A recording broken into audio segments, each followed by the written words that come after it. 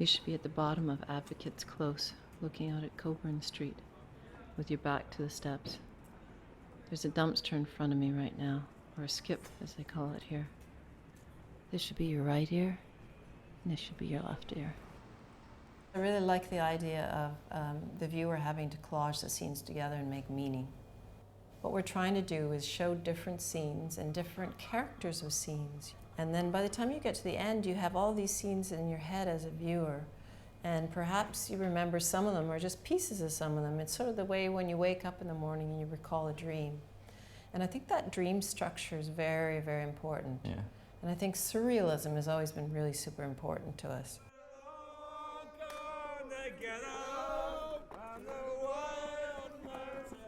I think it's like choreography, the walks.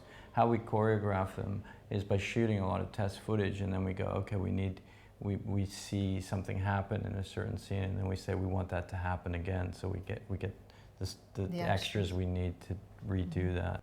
We plan that we can go through spaces that affect the person's body in different ways, like a narrow alley will make you feel a bit weirder, and then an open space. It's like if you're making a drawing, you want texture, you want certain type of line, then you want darkness, you want light. When you're working on an edited piece, like a walk, invariably like 50 to 75% of the script gets thrown out because it just doesn't always work. And so that Janet writes way more than we need usually.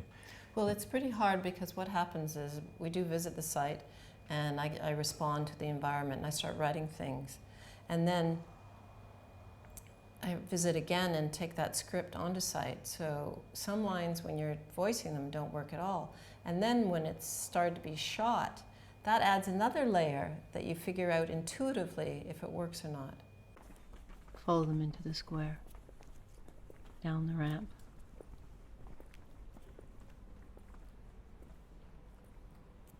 Tron Square is one of those special places in Edinburgh, one of the earliest settlements. Would have had a sunny slope, fertile ground protected from the wind.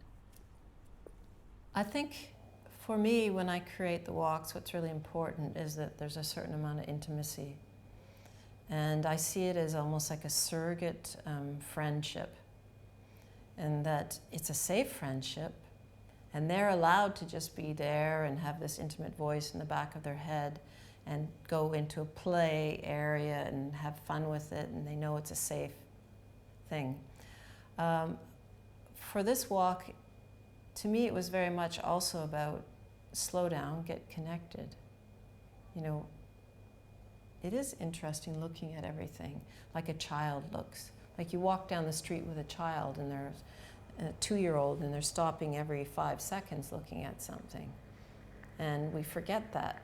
Right? So I think that how we've done it, it helps them see art as a play and magic and illusion and a game.